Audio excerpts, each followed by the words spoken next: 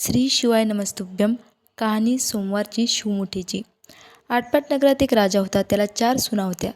त्यात 3 आवडती व 1 नावडती होती. आवडत्या सुनांचा तो चांगला सांभाळ करी व नावडतीस नेसायला जाडं जेवायला उष्ट, राहायला गुराख्याचं बेड दिलं. काम गुरं राखण्याचे दिलं. पुढे श्रावण मासी पहिला सोमवार आला. नावडती रानात गेली. तेथे नाकन्या देवकन्याची भेट झाली. त्यांना विचारलं, बाई तुम्ही कुठे जाता? महादेवाच्या देवळात जातो, शिवमूठ वाहतो. यांना काय होतं? पतीची भक्ती होते, मुलबाळ होतात, इच्छित कार्य सिद्धीत जातं. नावडती माणसं आवडती होतात. वडीलधाऱ्या मनुष्यापासून सुख प्राप्ती होते. त्यांनी तिची चौकशी केली. मी राजाची सून आहे. ती त्यांची बरोबर गेली. नावडती म्हणाली, काय गं बायांनो वसा बसला? आम्ही शिवमुठीचा वसा बसतो. त्या वशाला काय करावं? मूळ चिमूट तांदूळ घ्यावी, सुपारी घ्यावी, गंधफूल घ्यावं, 2 बेलाची पाने घ्यावीत, मनोभावे पूजा करावी, हाती तांदूळ घ्यावेत आणि तोंडाने शिवा शिवा महादेवा, माझी शिवमूठ ईश्वरा देवा, नावडती माणसे आवडती करे देवा असं म्हणून तांदूळ हवेत. दिवसा झोपू नये, संध्याकाळपर्यंत उपवास करावा. उष्टमाष्ट खाऊ नये. उपवास नाही निभवला तर दूध प्यावे. संध्याकाळी अंघोळ करून देवाला बेलपत्र व्हावं आणि काही न बोलता जेवण करावं. हा वसा 5 वर्ष करावा.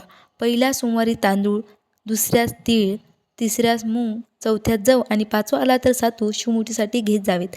नाकन्या देवकांनी पहिल्या सोमवारी तिला सगळं साहित्य दिलं आणि दुसऱ्या सोमवारी तिला घरून आणण्यास सांगितलं. त्या दिवशी तिने मनोभावाने पूजा केली. सारा दिवस उपवास केला.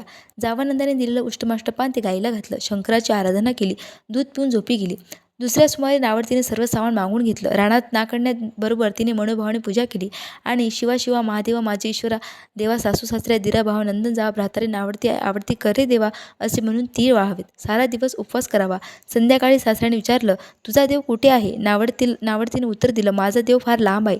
वाट कठीण आहे. काटे कुठे आहेत? साप आहेत, वाघ आहेत, तेथे माझा देव आहे. तिसऱ्या सोमवारी नावडतीने सर्व सामान मागून घेतलं. देवाला जाऊ लागली. घरची माणसे मागे लागली. नावडती, तुझा देव दाखव म्हणू लागली. नावडतीला रोजचा सराव होता. तिला काही वाटलं नाही. या सगळ्यांना काटेकुटे पुष्कळ लागले. नावडतीची दया आली. आजपर्यंत कशी येत असेल कोण जाणे. नावडतीला चिंता पडली. देवाची प्रार्थना केली. देवाला तिची दया आली. नाकन्या या सवर्तमान देऊळ सुवर्णाचं झालं. रत्नजडिताचे खांब झाले. हंड्या झुमरे लागली. स्वयंभू महादेवाची पिंड आली.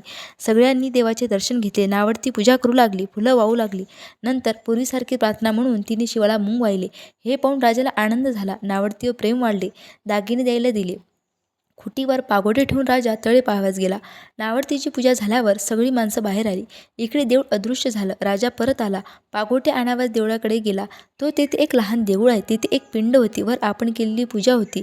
जवळच्या खुंटीवर पागोटे होते. तेव्हा त्यांनी सुनेला विचारलं, हे असं कसं झालं? माझा गरिबाचा हाच देव. मी देवाची प्रार्थना केली.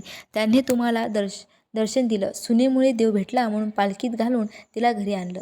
नावडती होती ती आवडती झाली. जसा तिला शंकर प्रसन्न झाला तसा तुम्हा आम्हा हो. ही साठा उत्तराची कहाणी 5 उत्तरी सुपूळ संपूर्ण. श्री शिवाय नमस्तुभ्यम.